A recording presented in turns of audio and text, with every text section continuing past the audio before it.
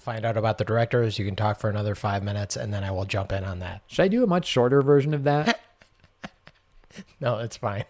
I think people know what they're getting when they sign up for this podcast. Everything's a copy of a copy of a copy of a copy, copy. Deja vu.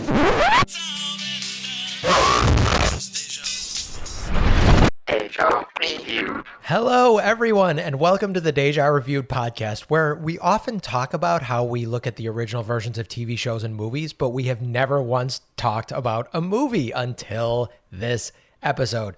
We talk about TV shows and movies that were later rebooted. We go look back at the originals. In season 2, we had been talking about Battlestar Galactica, but Mark decided to sidetrack us this week so we could go look back at the 2017 Justice League film. I'm Michael. And I'm Mark. And today, that's exactly what we're discussing. The Frankenstein, Zack Snyder / Joss Whedon 2017 release, Justice League. And Justice League came out, like I said, in 2017. It was rated PG-13. That's important info. Starring Ben Affleck, Gal Gadot, Jason Momoa, Ezra Miller. Oh, that was The Flash. Directed by Zack Snyder, sort of, and maybe directed also by Joss Whedon. Written by Jerry Siegel, Joe Shuster, Chris Terrio. And from IMDb's description should just be like, hey, you know the Infinity Stone story in Marvel? That's what this is. But IMDb says, fueled by his restored faith in humanity and inspired by Superman's selfless act, which I have no context for because I haven't seen any of these movies. That's going to be a big recurring theme of this. Bruce Wayne enlists the help of his newfound ally, Diana Prince. Guess that's Wonder Woman. That's her alter ego. To face an even greater enemy. And the greater enemy was filmmaking. Oh, snap! You're welcome. Damn! This isn't the plan. No, Master Wayne. This is the team. Okay, so as Mike mentioned, this was my idea to do. I think this is fascinating. We'll talk about why I'm interested in this from a film studies standpoint, but thanks to Mike for jumping in and doing it. I also want to clarify on the credits. Mike started to read the list of writers. I think those on IMDb, they're crediting everyone who's credited as like a creator of one of the characters. Yeah, Joe Shuster is a the first two are the Superman people. Yeah. So I don't remember who the actual credited writers are on this. One of them is Joss Whedon, who came in and did rewrites and apparently rewrote the whole thing. The other background context for this, as Mike mentioned, it's this weird hybrid directing thing. Zack Snyder was the original director on the film, and we'll talk more about him and kind of what he was doing with the whole DC universe. He had a personal tragedy in his life and had to leave the project. I'm sorry, the personal tragedy wasn't this film? It was his daughter committed suicide. Oh, that's horrible. Yeah. That is actually the one thing that I could think of that is worse than this film. So he left partway through. Joss Whedon came on to finish the film, rewrote tons of it, reshot some of the stuff that Zack Snyder had done, used some of the stuff Zack Snyder had done, added his own stuff. I've heard estimates. I don't know if anyone has a sort of concrete answer who didn't actually work on the film, but something like 2/3 of the script was rewritten. Entire plot elements changed and stuff like that. Anyway, Joss Whedon finished it. The film was released with Zack Snyder credited as director, which is why, as Mike said, it's a little confusing, and I'm not sure how IMDb is handling it, but it's essentially Joss Whedon's version. The film did not do very well, which we can talk about. Zack Snyder has a kind of army of fanboys, people who really like Zack Snyder's style of things, who were clamoring basically from the get-go, like, we want to see Zack's version. There was a whole social media thing, released the Snyder Cut a few years ago, and I think because they saw there was a demonstrated interest for this, and also honestly because Warner Brothers is looking for things to kind of boost its HBO Max subscription numbers, get people subscribing to that, so they want event sort of things, they decided to throw a bunch of money into letting Zack Snyder finish his version of the film. They did a little bit of reshoots, but he said it's only like 3 to 5 minutes of the new version he's doing is stuff that was not already shot. Really what they're spending most of the money on is redoing all the post-production. So there were a lot of things he had shot that they never finished the visual effects because Joss Whedon wasn't using those shots. So going and doing all those, re-editing the thing. Apparently it's going to be 4 hours long, which is twice as long as this version. Oh my God. Which is very interesting because apparently even before Zack Snyder left the project, there was tension between him and Warner Brothers because they wanted a 2-hour movie. And clearly if he had the footage already shot to put together a 4-hour movie at this point, there was some miscommunication or disagreement there on how that was going to work, because you can't just take 4 hours and cram it into 2. Or maybe you can if you leave giant plot holes, which is certainly something that happened here. Okay, Mark, I'm cutting in. I just want to jump in from something you said a couple minutes ago. IMDb credits Chris Terrio and Joss Whedon as the story and screenplay writers. All IMDb has is Zack Snyder directing, so that is a shame about his daughter. I'm sorry to hear that. I didn't know that because I don't pay attention to anything in the DC universe, including this movie. Yeah, and Zack Snyder had been basically put in charge of the DC universe. So at Marvel, you have Kevin Feige, who kind of oversees the whole thing, who is a Marvel Studios person. He is not actually one of the directors or writers himself. He just oversees the whole thing and has kind of final say. Zack Snyder was given basically that role on the DC universe, but also directed several of the films. He did the first Superman Steel version in this new one, Man of Steel. Batman versus Superman. Which that, if you thought Justice League you didn't like, oh my God. Batman versus Superman, I saw on an airplane. And at the end of it, I was like, my time would have been better spent just staring at the back of the seat with nothing showing on the screen. It is absolutely horrible. He also directed the Soul Asylum video, Somebody to Shove. And that was the first CD I think I ever bought, was that Soul Asylum album, Grave Dancers Union. Nice. Anyhow, that's going to be my bit of actual not bitching about this movie information that I give, because I enjoyed that album. He also did 300, which I actually liked. I thought that was well made. And Watchmen, right? And the Watchmen movie, yes. Yeah, which was also which is very also good. DC. Yeah, that's what I was wondering. But 300 is a graphic novel not connected to DC, or is that, I don't know. I don't actually know if the property is owned by DC, but yeah, I don't think of that as part of a DC thing. And I mean, Watchmen aren't part of the DC universe. I just know that that's also a DC property. He also did the Dawn of the Dead reboot in 2004, which I hated a lot less than a lot of people did. I kind of like that one. I think they're making a sequel to that. Day of the Dead? I think Army of the Dead? I'm not sure. Oh, no, you're right. Army of the Dead. It's completed. Who knows when it's coming out? Yeah, I guess one other thing we should mention is Joss Whedon, of course, has been in the news lately for all sorts of sexual harassment stuff that apparently was happening on the Buffy the Vampire set and things coming out about that. There's also been a lot coming out about what happened on the Justice League set with Ray Fisher, who plays Cyborg, basically in a pretty public feud with Warner Brothers about them not doing enough to stop the things that were going on set. Have not been following every detail of that, so I won't get into it, but you can certainly look it up. There's a lot coming out about that. But the other relevant thing here, Mike mentioned this is basically DC trying to do the Infinity War saga that Marvel did.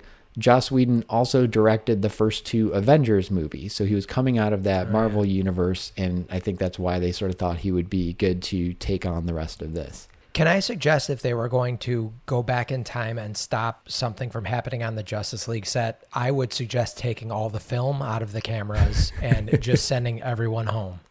I was expecting this to be bad. I should also preface all of my comments in this podcast by saying this is not for me. I do not like superhero movies. This is why I asked you to not force me to sit through a bad superhero movie. I think even the Marvel Universe, I think that they've done a wonderful job creating all their thing. It's not for me. I find those movies very boring.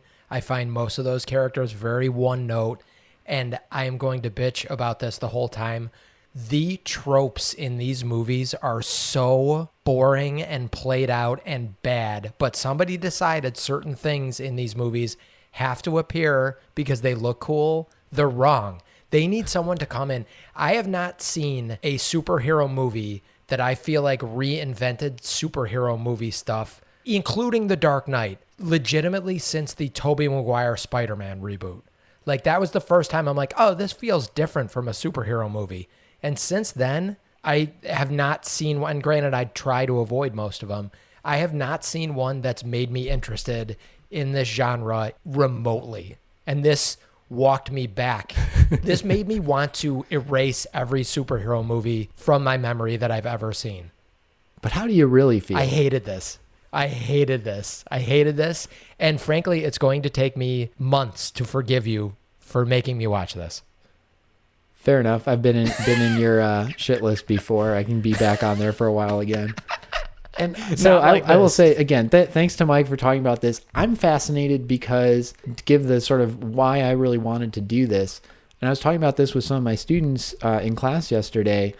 One of the things we always talk about in film is the director's vision. If you watch the Oscars, they usually talk about the film as sort of a director's movie. Usually whoever wins Best Director, that film also wins Best Picture. Not always, but it's sort of considered, to whatever degree, a giant collaborative thing with hundreds of people working on it can be one person's ultimate vision. The director is sort of the person who's considered to be that in film. Television is a little bit different, where it's the writers and EPs running it.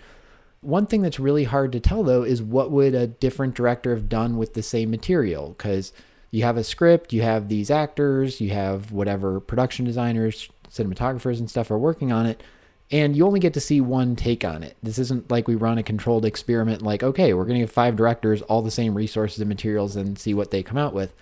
So what fascinates me about this is that we got the chance to see this Joss Whedon-led version, and they are releasing this Zack Snyder-led version.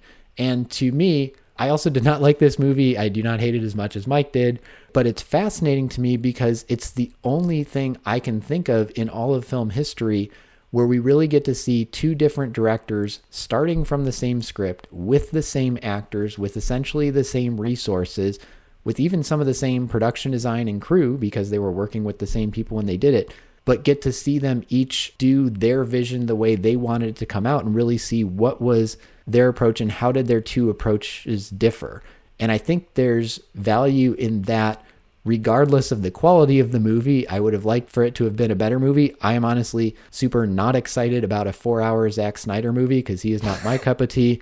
But I'm going to watch it because it's fascinating, and I know there's going to be film studies papers coming out of this, and this is going to be studied for a long time just because it's the closest thing we have to that sort of controlled experiment of giving 2 different directors everything else the same, as the control, and the only variable being the director and seeing the different results that come out. So that's why I'm interested in this. And I am going to continue giving you shit about this, but I completely understand why you wanted to watch this as someone that studies film.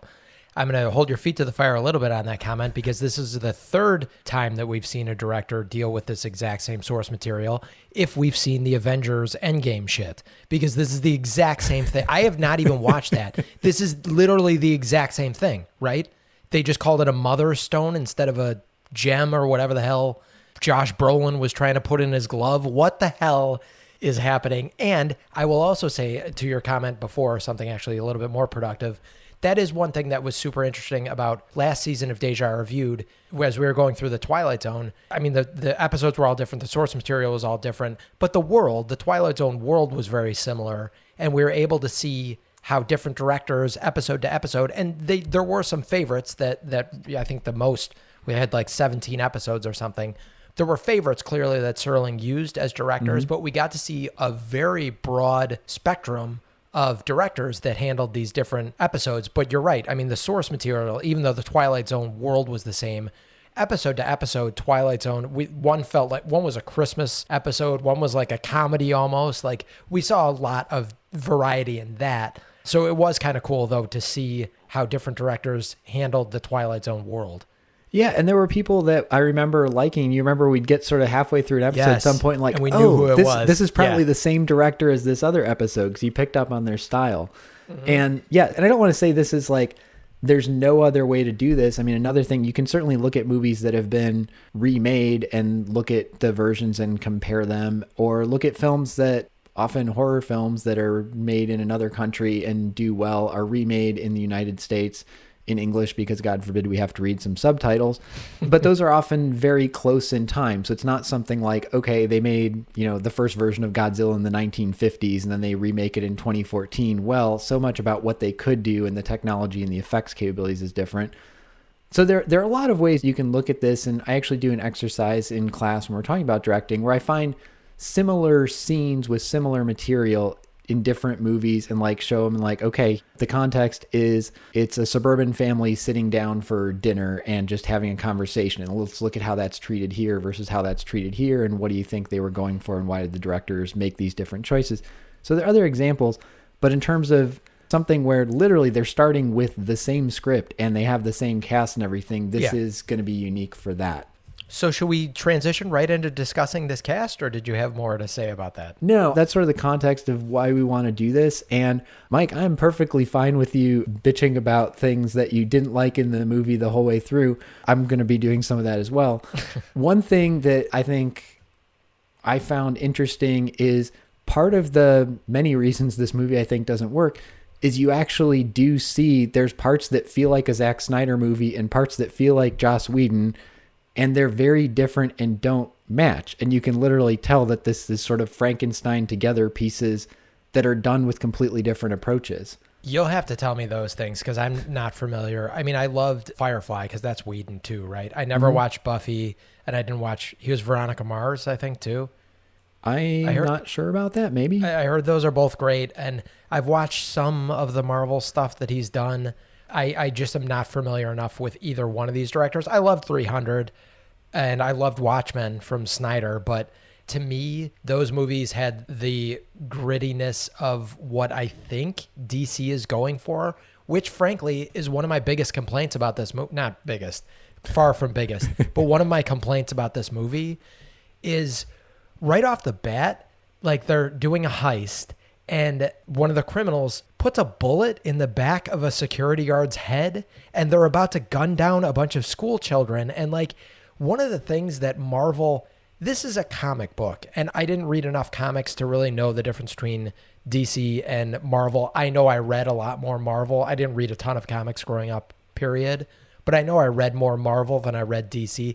I think Punisher is DC, so or maybe Punisher's Marvel too. Punisher's Marvel. So basically, I only read Marvel. I know DC kind of considers themselves more gritty, more real, but it's a movie based on a comic book. And somehow Marvel is able to get away with their violence and their bombastic action without making it feel so gross. And I did not like, right off the bat, them shooting a security guard in the back of the head and then about to gun down all these innocent hostages. I'm like, I feel like Marvel would have had a much cleaner way of doing that. So right off the bat, I was super turned off by this from that. Well, frankly, even going before that, I love how they tried to make their opening like the cool Marvel openings where it's like, hey, we're zooming around and showing these characters. But for DC, no one knows any of their characters. So they showed like 3 things and then they're like, all right, the movie's starting. Right. So I literally wrote down, they're trying to copy the Marvel opening company logo. Totally. It's just not as good. Like they don't have as many characters people know. And it's not even done as interestingly. The Marvel one, if you watch it, it's really cool. It like starts inside the logo and they're showing different clips of different movies on different parts. It's just like a coolly done visual effect. And this is not, but it's clearly trying to be that. Yes. And then you go from ripping off Marvel to, I don't care what anyone says, Henry Cavill is a terrible, terrible actor. One of my favorite video game series of all time is the Mass Effect series. There's rumors he's going to be the star of that, playing Commander Shepard, if they do a Mass Effect movie. I would rather them not do a Mass Effect movie. And granted, Commander Shepard is a very like wooden, like play by the book character in the video game series. If Henry Cavill can play a role, it's probably that.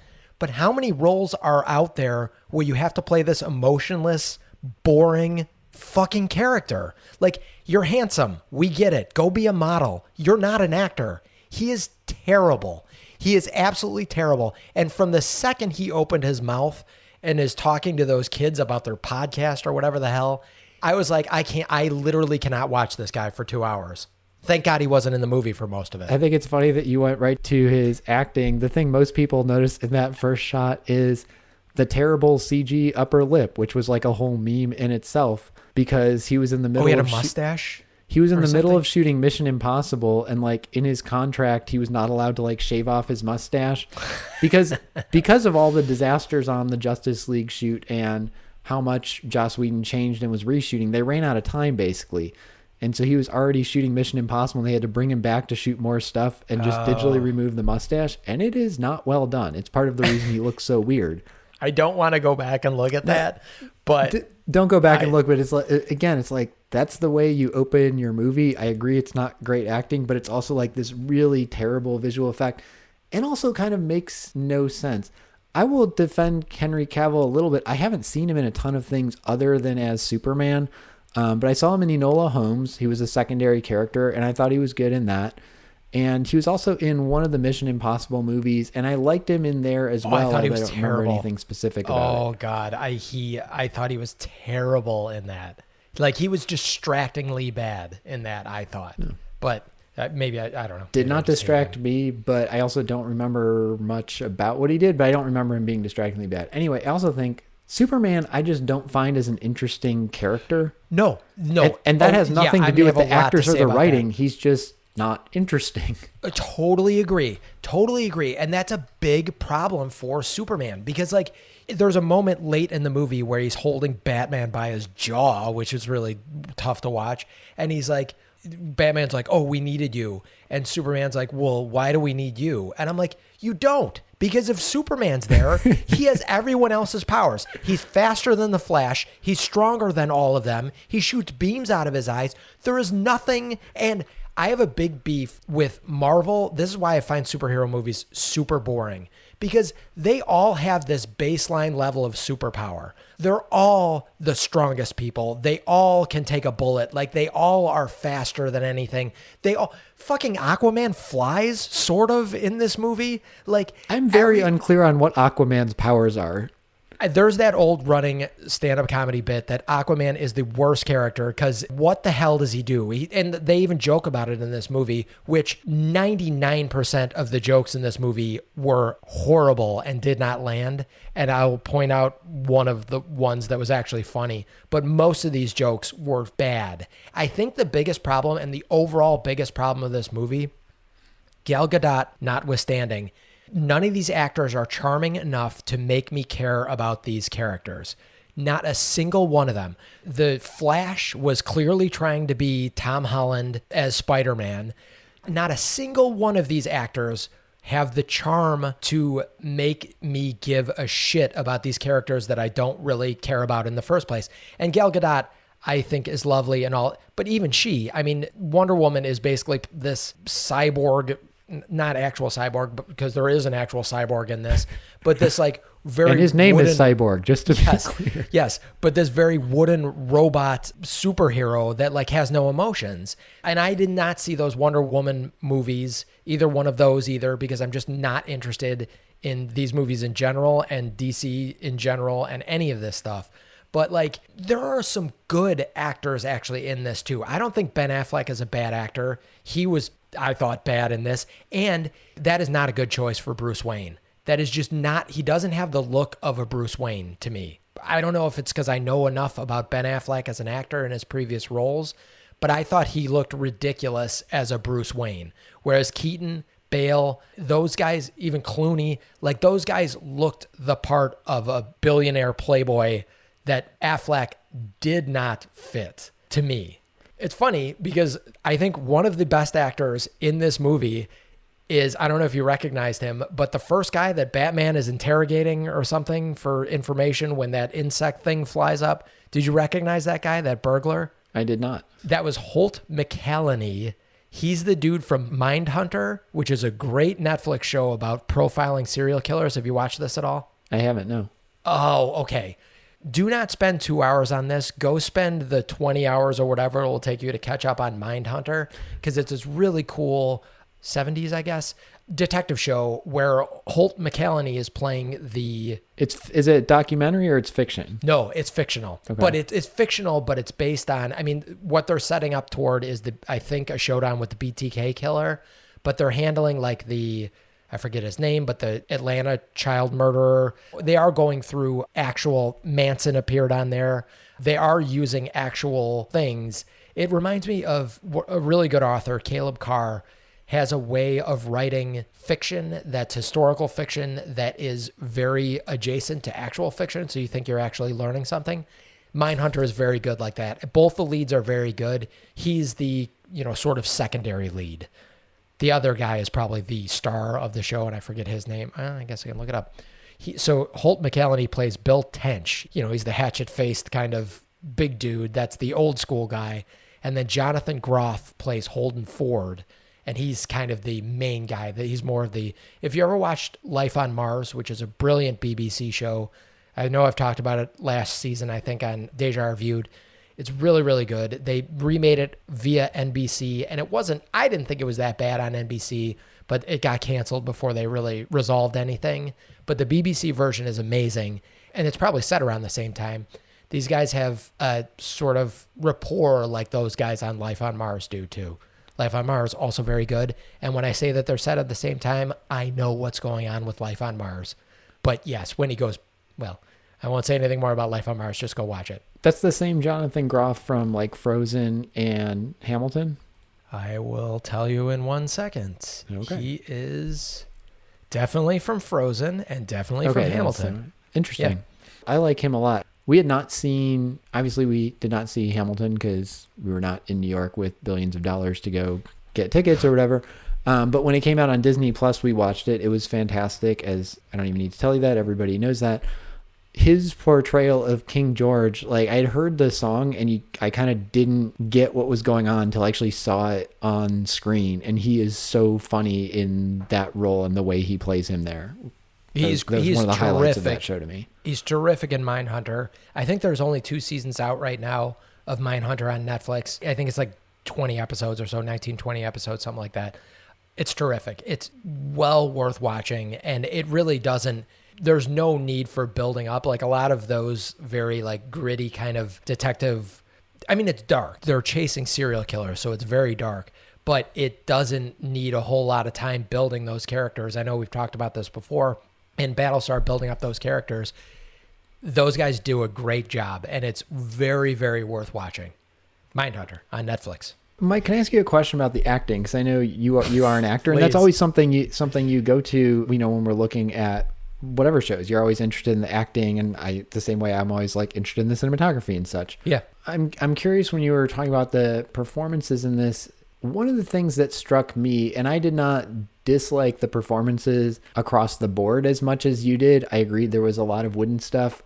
To me, the thing that stuck out was they felt like they were acting in different movies. Like the styles of each of them were so different. And I actually thought Ben Affleck, what he was doing with Bruce Wayne Batman could have worked. Like I thought he was going for I'm blanking on the book, Dark Knight Returns, the Frank Miller, where it's like the older grizzled Batman who, had retired or came out of retirement, like not the young playboy anymore sort of thing. And I thought something like that could have been interesting. I thought what Flash was doing, I agree, he's not as charming inherently as Tom Holland, but I thought I got his character and kind of how he was playing it. Gal Gadot, I love, and the first Wonder Woman movie is... You probably wouldn't like it because it's a superhero movie, but in that genre of superhero movie, it's very good. She's very good in it. The movie's very well done. Okay, but so I felt like they were all just doing different things. One second. Before you get too far away from it, The Flash, I suspect that they wanted Justin Long to play that character as The Flash, and they're like, well, who's like the Walmart version of Justin Long? No offense to Ezra Miller, but like the way he was speaking and everything he was doing, and even his look, I'm like, was this supposed to be Justin Long playing this character? Did you get that impression at all? I didn't until you just said it, but I totally could see that. I mean, he's basically playing the Justin Long style character. Okay, sorry to cut you off. Go ahead. No, that was the only thing. I feel like they were all playing different styles in different movies, and Ezra Miller thought he was like in a comedy, and Gal Gadot was in a Wonder Woman movie, and Ben Affleck was playing like a totally different superhero movie. Like their styles were so different to me. But like then you get a group of good actors together like that. I mean, Paul Rudd as Ant-Man is clearly the comic relief, and to an extent, Tom Holland. But Robert Downey Jr. has funny lines. Chris Evans has funny lines. Hemsworth has funny lines. They're all capable of playing all these different parts and doing these different acting things. They can all be badass when they need to. They can all like have meaningful moments when they need to. And one of the reasons I really don't like superhero movies, and maybe this is partially because of the acting too, but like most of these characters are so fucking one note for a reason. Because comic books, you have 30 pages to tell this monthly tale of these heroes. Like, you're not going to get, and frankly, you know, probably in the late 90s maybe is when they started having like Superman dies. We're actually going to start exploring some of the depth of these characters. Maybe that wasn't late 90s, whenever that was. Start exploring some of the depth of some of these characters. And frankly, I don't think Marvel has done a fantastic job with any of that either, but they've done much better. Like, I just care. I don't care. I don't care about any of these people and any of these characters, but I care more about those Marvel characters because you mentioned before we watched this, DC clearly wants to do what Marvel's doing, but they have not laid any foundation, well, at least not that I've seen, for doing this. Marvel, what was it, like 08 that Iron Man came out, which was probably the first one of their MCU or whatever. That's 13 years ago, and 13 years of them putting out quality movies. Well, I guess it was probably 10 years until they started doing the Avengers stuff where they're all coming together. But like, they laid a foundation, and you can't just invent the foundation as your first kind of big movie like what they seem to be trying to do here. Yeah. Because I did not know who any of these characters were. Like, I mean, I know who Batman is, and like, I know who Aquaman is. Like, I know that kind of stuff. But when Diane Lane, but you know that because you know them from pop culture. You don't know them from they've done the work of laying the ground of who these are. I have in my notes, I'm like, I think they've said two people's names so far, like a half an hour into this movie. And Diane Lane and Amy Adams are sitting there crying and having a conversation. And I'm like, okay, from what I know about DC, is Amy Adams Vicky Vale? Is she Lois Lane? Who the fuck? And she ends up being Lois Lane, I guess. And then Diane Lane is her mom. And I should have put it together because, oh, Lois Lane, they're so stupid. They had to hire Diane Lane to be Superman's mom just to connect Lane to each other. It was like mental gymnastics. I'm like, I don't know who these people are. J. Jonah Jameson walks in for the first time. And I'm like, oh, he was... Or I'm sorry, not J. Jonah Jameson. What's his actual? No, but it's J.K. Simmons who plays J. Jonah Jameson. Plays J. Jonah Jameson. Yeah, and that's why, so he walks in, and I'm like, oh, he's like Perry or whatever the guy. I don't think they ever say his name either. But I think he's the editor from. No, he's Gotham City, the Lieutenant Gordon. No, Commissioner Gordon. Commissioner Gordon. Yes, no. I'm sorry, I don't know why I connected those things. But no one is introduced. If this is the first DC movie that you are watching, you would have absolutely no idea what was going on. Because another note I had, I'm like, wait a minute, did Batman kill Superman? And like later, I guess. There are a lot of things to criticize about this movie. I will cut them a little slack on some of that. So totally agree. They did not do the work to set this up. This is not the first in this series. So this is technically the fourth in the DC universe. So they had the Man of Steel movie. They had Batman versus Superman. And they had Wonder Woman. All came out before this. So in theory, if you'd been keeping up with this, you would recognize who some of those characters are. The same way, like if you go to see Avengers Infinity War, and that was the first Marvel movie you've seen, they don't introduce who any of the 50 characters at that point are. True. But maybe this is my beef with superhero movies. I don't want a fucking curriculum before I can watch a movie. You're not a TV series. This is too much work for me. Sorry. Well, and that's fair to dislike that whole model. And I totally understand people are like, I don't want to get into the Marvel thing because it's too much work to get through all those. But I get that this is essentially, episode 4 of their ongoing series. I think it's reasonable for them to say, okay, you should know who Wonder Woman is and who Batman is, who Superman, if you've been watching the movies leading up to this. Where I think they really fall short, though, is you talked about doing the work Marvel did. So if you are going to keep up with these, by the time we get to the first Avengers movie, and now there's, 20 some movies in the Marvel universe and they have more characters and they're all interconnected. But by the time we get to the first one, we've had 2 Iron Man movies, Iron Man 1 and Iron Man 2. We had a Thor standalone movie. We had a Hulk standalone movie. We had a Captain America standalone movie. So they've done 5 movies before they get to the team up, introducing all these different characters. Was the Hulk standalone movie, was that Edward Norton, or did they do one with Ruffalo? No, that was Edward Norton, but that's technically still the same His universe. character, He's yeah. recast for Yeah. Avengers, but there are other Understood. characters. So like the general that he's fighting against in the Edward Norton Hulk movie, he is back as the same actor in later movies. They just recast that one. But here they're doing this, but they're trying to get this whole team together. And so now you have to suddenly introduce from scratch people we have almost never seen before. I'll hit the almost in a second, but we have Flash, we have Aquaman, we have Cyborg, we have the villain.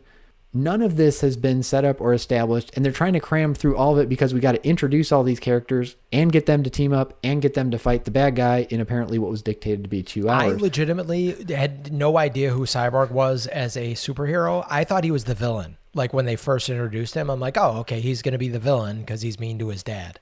Like Well, I because legitimately they kind of played with that, I guess, was his character arc, was thinking he's bad or the monster or something, and like coming to terms with that. Speaking of his dad, by the way, this is a good time to drop in this note. Joe Morton is the guy who played his dad. That's the dude from Terminator 2, Judgment Day. Yes. That's holding the grenade, and he's like, and he lets go of the grenade, and the whole lab explodes. He plays Silas Stone, who's Cyborg's dad. That guy has not aged a day since Terminator 2 came out. Like, what, 20 years ago at this point? I didn't even think about that. But yeah, Terminator 2 is 1991, so till this comes out, that's another 26 years. Yes. He is aging very well. Yeah, Good that job, guy Joe looked great. Morton. Anyhow, sorry, go ahead. Well, I was going to say one of the reasons Batman versus Superman is so terrible. So that is, we do get a brief introduction of Flash, Aquaman, and Cyborg in that. I'm going to tell you how they do it, and I promise you, Mike, I am not exaggerating or using hyperbole. This is literally how they are introduced.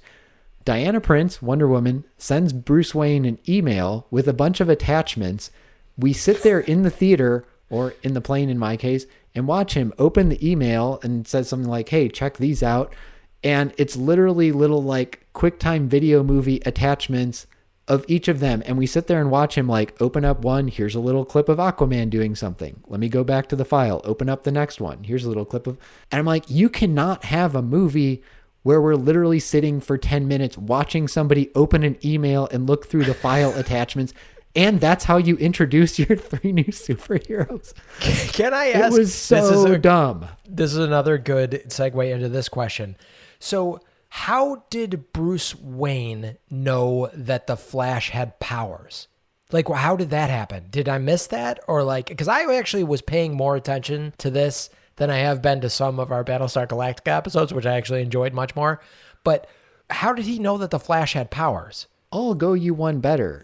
How does he know also where he is and how to find him? And also same question for Aquaman. And also same question for Cyborg. Okay, fair enough. And then also in regard to that, when he meets the Flash scene, if the Flash didn't have powers, Bruce Wayne would have just straight up murdered some kid because he whips a razor sharp batarang at his face to make him prove that he's the Flash to get out of the way. Like if he wasn't the Flash, the kid had not admitted that he was the Flash. Also, in regards to all this universe breaking bullshit, which you know I love to talk about because I hate The Last Jedi so much because of this, how come the Flash has to have that suit that like is NASA grade material built for re-entry of spaceships into Earth's atmosphere because he's moving so quickly? How come when he just does it in his clothes or when he carries someone with him and moves that quickly or when he, say, pushes a pickup truck that quickly, all that shit doesn't burn up? I have no idea. That would require more thought than the people working on the film gave this. Well, because when he grabs the Batarang thing, he clearly can move without it, so he doesn't need it. I also thought it was weird that, like, you compared him to Tom Holland in the Marvel universe. Not favorably. Right, but I mean, like, that they're kind of playing the, like, the kid Trying understudy to the Yeah. grown-up superheroes. There's a scene in that very similar to this Bruce Wayne scene where Tom Holland comes home and finds Iron Man, Tony Stark, like waiting for him. And Tom Holland has made this like Funny costume, like basically like a high school kid would be capable of making. I'm not sure how, what's the guy's name? Barry Allen. Barry. Yeah. I'm not sure Barry Allen. how he gets to make this thing. And in fairness, like, look, there was the same issue on the Tobey Maguire Spider-Man. Like, he makes his costume Do you know the costumes on Tobey Maguire's Spider-Man were like $100,000 plus a piece? And we're supposed to, and like, okay, I get that, like, maybe he Wait, the found a way ones to make that it are cheaper. like the like fancy one, like when he gets like the actual Spider-Man one, not the one he made to wrestle the Macho Man. Not the one to wrestle the Macho Man, but the one he supposedly makes himself to, like, now I'm going to be Got it. Spider-Man. And I thought it was actually really smart in the Marvel one that then Tony Stark's like, yeah, we're going to make you a better costume, and like makes him a cool thing. And I looked at this, I'm like, wasn't he just talking with his dad about like he doesn't have a job and he's not doing anything, yet he has this basically secret lair and somehow gets a hold of NASA grade materials to make this costume and such? His dad, by the way, is Billy Crudup from very good movies. Why is he in this movie as like a bit character? I have a comment about that scene when he walks into his apartment and Bruce Wayne is sitting there, but Okay. let's take a quick break and I will get to it on the other side of the break. Millions in structural damage. You haven't lost your touch, but it's good to see you playing well with others. Maybe temporary. So, made you change your mind? Steppenwolf. You take the mother box from Atlantis. All he needs now is the last box of men. If he doesn't already have it. He doesn't have it. Okay, we are back. So, Mark, I alluded to this other moment that you had mentioned when Barry walks into his apartment and Bruce Wayne is sitting there. He makes some comment like, isn't that weird that there's a stranger sitting in my house? It's like, it's not a stranger. If freaking Elon Musk was sitting in my house, I would walk in and be like, what the hell is Elon Musk doing here? You're telling me that kid doesn't know who the billionaire, like bachelor boy wonder, or not boy wonder, I guess. You're telling me he doesn't know who Bruce Wayne is? Which He's he like, clearly does. Like, Yeah, later on, it's clear he exactly. knew who Bruce Wayne was. So that pissed me off. Anyhow, you Yeah. had something else to say. Well, I thought you were going to say he walks in and, like, if it turns out he wasn't the Flash, he gets murdered by a Batarang. Also, Bruce Wayne would have to murder him because he just revealed, like, hey, I'm Batman. True. Then in another scene, I can't remember if this was before or after. I think it's before, when he goes looking for Aquaman, which, again, I have no idea how he found out where Aquaman is or knows Well, to go he's to in this the weird ocean. fishing village. Right, because the 'Cause ocean is Aquaman only in sucks. one spot, easy to find. Yes. But he goes Aquaman and cannot he's be having on this land. scene, and right before Aquaman like dives back into the water, all the villagers are like standing around watching them. I don't mind if the ocean dries. How about if they boil? Dressed like a bat. You're out of your mind, Bruce Wayne. And Aquaman's dressed like a bat. You're out of your mind, Bruce Wayne. I'm like, so all these villagers now know Bruce Wayne is Batman. Like, That's right. I thought that was supposed to be a secret identity, but they seem to just kind of tell everybody in this movie. Now, I did not watch any of the ones before this, but at one point, did he? I feel like I have seen a scene where he rips his cowl off. Because didn't Keaton even do that, or Clooney didn't? Not like maybe in people public. don't. I don't think so. Or Bale. Okay, well, fair enough. It might have happened in Batman versus Superman, and I just blanked on it because it was so dumb. Ooh, also have to share, people who have seen that movie were probably screaming when you were talking about Diane Lane versus Lois Lane. Another thing I am not making up from that movie, the resolution of the fight between Batman and Superman hinges on they find out their mothers have the same name so they can be friends. No, Not making that up. Like, Superman's No. about to kill Batman, and he's like, says something about, oh, Martha, and Superman's like, my mom's named Martha, and then they're friends. Batman does not have a mom named Martha. If I know anything about the DC universe, Well, He has his a mom dead died, mom. but it was Martha. I know. I'm teasing. Yeah, yeah. I'm teasing. And Okay. can I finish ripping on Batman Yeah. versus Superman? Because there's one course. other thing. Well, there's so many other things, but there was one other that just like epitomized to me how badly that movie was put together.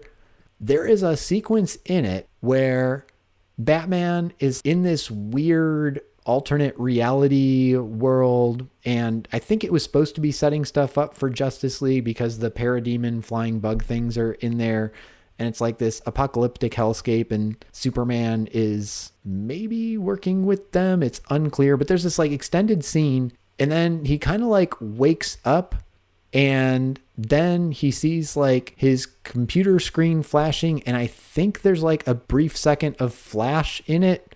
Like the flash shows up for just a second, and then he wakes up again. So A, you have dream sequence within a dream sequence, which is always a bad sign. B, Neither of these things are ever referenced or explained again in the movie. He had some random nightmare that has nothing to do with what's going on in that movie, or as it turns out, what happened in this movie. And then he randomly sees a shot of Flash with no explanation, I think in his dream, or it's an alternate reality or something. But like, then they don't follow up on any of these. I was like, I literally have no idea what I just wasted all that time watching. Sort of tangential to that. And then I'm going to give the kind of 3 ups that I will give this movie credit for. But you mentioning the revelation of Batman being Bruce Wayne, how exactly are people not realizing that Diane is Wonder Woman? I mean, first of all, if Gal Gadot walks down the street, everyone is going to be looking at her. And she wears a headband, I guess, as Wonder Woman, and not in her job as like I don't know, it seemed like a museum art restoration lab or whatever she was doing. That actually is in the second Wonder Woman movie. They established she does work at a museum in like art history or something. Got it. So how the hell do they not know that she is Wonder Woman? And this is, at least Clark Kent puts on glasses. At least Batman wears a mask. Like, at least put on a mask, for God's sake. But nobody wants to cover Gal Gadot's beautiful face, is my argument. Or Linda Carter's.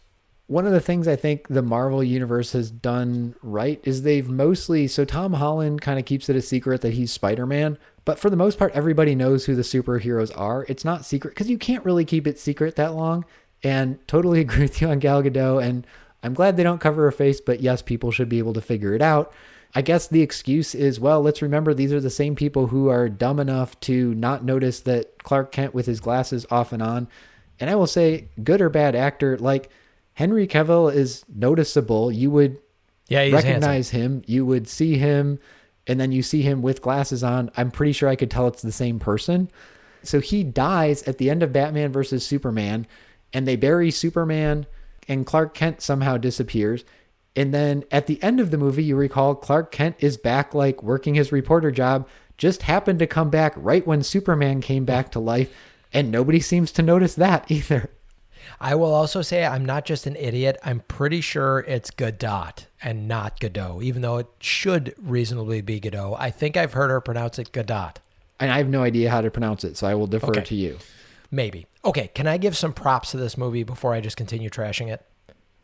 Sure. Let's say something good. First prop. Very first fight with Batman and the burglar, the very good actor burglar. I do appreciate that I actually could tell, and I think for the most part, Marvel's pretty good about this too. Most fight scenes, I could actually follow what was happening because I feel like Bourne Identity decided to start shooting fight scenes where it was smash cuts just jammed together. Both people were wearing all black, and I had no idea what was happening in any fight scene during Bourne Identity. And I feel like that became a very popular thing for action movies for a while. And I will give propers to this. I could tell who was doing what. The only thing I couldn't tell is I think later on when Batman was driving the Bat tank or whatever, and there was those flying insects were sitting on his hood, someone saved him really quickly. And I was like, was that the Flash? I think it was Aquaman, because then Aquaman started talking to him. I was like, who the hell was that? It was because there was like a long shot of someone who saved him. Anyhow, but the most part, I think it is Aquaman, like lands on his hood and spears somebody with his trident. Yeah.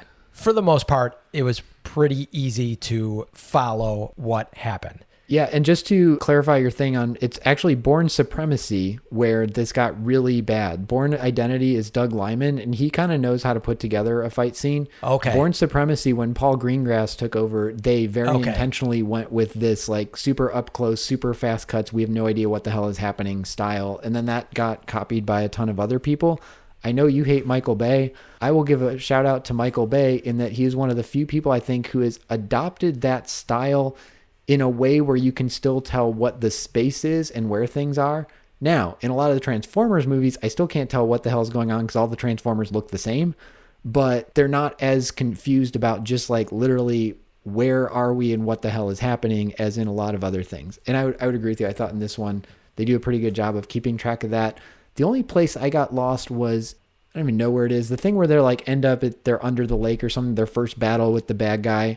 I could follow the individual sections of that, but like how the spaces related to each other, I'd like, okay, I get Batman's fighting these guys and Wonder Woman's fighting these guys. Are they in different rooms? I got a little confused about stuff like that. Prop number 2. Prop number 2.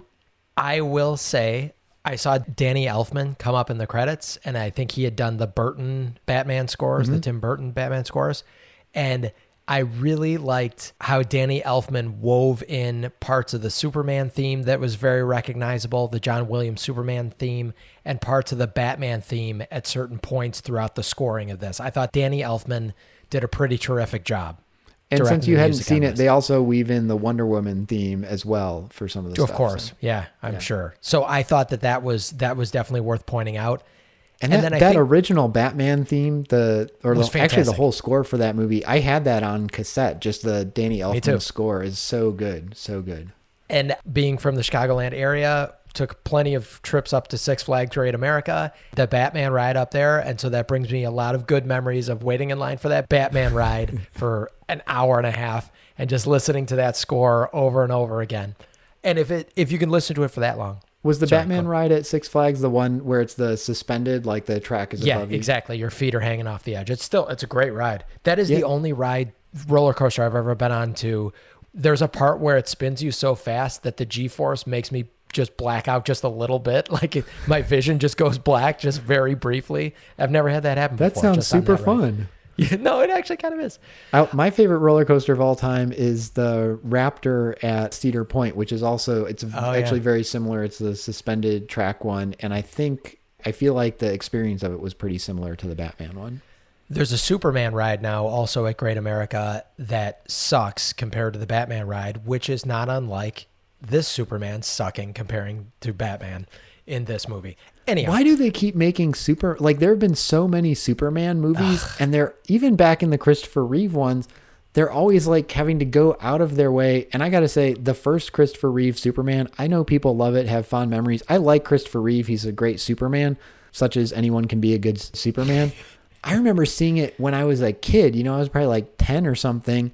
And he spins the world backwards, and it's literally the Spaceballs parody. Like everything just goes back where it was, the earthquake unearthquakes itself and stuff like that's not how that works. I knew that when I was 10.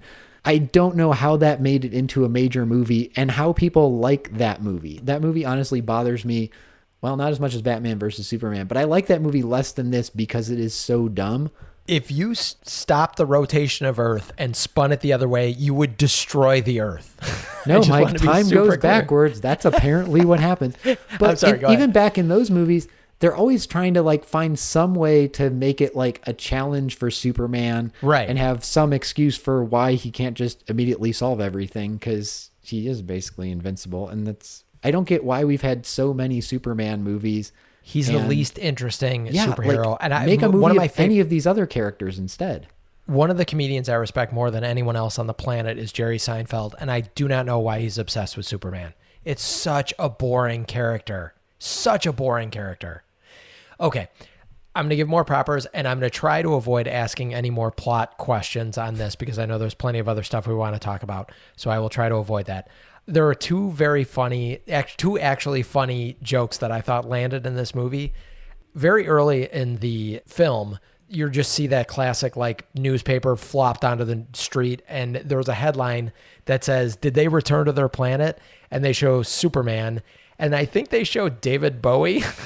Maybe there were two other characters, and if it was Bowie, I thought that was very funny that they were like, because there's always that sort of Bowie, was he actually just an alien? I thought it was actually kind of funny. And then at the very end, when Flash is trying to save those people who I thought were Russian, but apparently they were Icelandic. Maybe I thought they were Russian because they were clearly just aping Chernobyl, I thought the entire time. They were Russian. I think I looked it up, and in the IMDb cast list, I think they're Icelandic. But there was a funny moment when Flash is running to save them, and he's like sprinting, and he goes, "God, I hope this is east," because they tell him that the people were fleeing. Alfred tells him that the people were fleeing to the east, and you just see him running through the space-time, and he's like, "God, I hope this is east." And I thought that was actually kind of funny. I'll say I actually thought a bunch of the stuff with Flash was funny. I know you didn't particularly like his acting, but I thought he was My beef was that the moments of comic relief didn't always fit in with the rest of the movie, but I thought they had some good moments of comic relief with him. I like when he first is in the Batcave and just kind of like zips around, and there's just a shot of like he zips himself into the Sitting in the Batmobile, that was kinda just funny. sort of like smiles, and then he's out of it. That was kind of funny. I'll give you that. I will one. say my favorite moment in this entire movie was a comedic bit. And to me, it was a very Joss Whedon Avengers type of thing. And it was one of the few times I thought he like found the right match. A lot of the Joss Whedon jokes in here I thought didn't fit with the tone or style of the rest of the movie, is when they're all getting ready to go fight the bad guy, and Aquaman kind of goes on this like monologue and starts revealing like really personal stuff, and then they reveal he was sitting on the lasso of truth. I liked that. Okay, he was sitting on it because I thought she had lassoed his dick. Because like there's a very weird like or Batman's like nodding down to it, and he like reaches down to his crotch and like pulls out this lasso. I legitimately thought she had thrown her lasso around his penis, but that actually was kind of a funny moment. And Jason Momoa is great.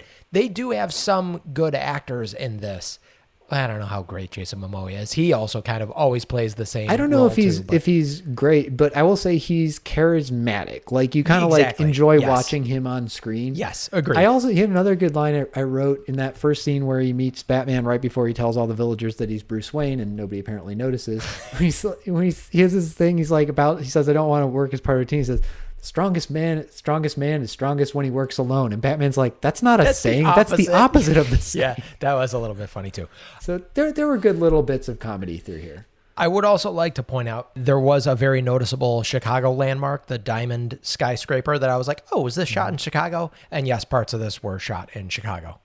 So that was a nice little moment as someone that lives outside of Chicago. My recollection is in the sort of DC universe, like, so Marvel exists, quote unquote, in the real world in the sense of Spider-Man lives in New York and they deal with real locations. Manhattan, and DC does not, but Metropolis is basically supposed to be New York. And I always thought Gotham City is supposed to be Chicago, right? Yeah, for sure. Batman Returns was shot in Chicago. Wait, the first one of the Bale ones, was that Returns? Batman Begins. Batman Begins. Yeah, I mean, sure, all of them were, but Batman I think Begins, parts of Dark Knight are also shot in Chicago. Batman Begins, I very much remember the first one because where I was working at the time, they fly past that building in one of the opening shots of it. I forget if it was the first or the second one came out of those Batmans, and I got into an argument with somebody who was like, the car chase scene was shot in, or the Batmobile chase scene was shot in Los Angeles. I recognize those streets. I'm like, actually, it was shot in Chicago. It's on Lower Wacker Drive. She's like, no, it was definitely shot. I totally recognize. I'm like, I literally had friends working on that shoot. It was on Lower Wacker Drive in Chicago. She's like, no, they must have been working on something else. Like, nope.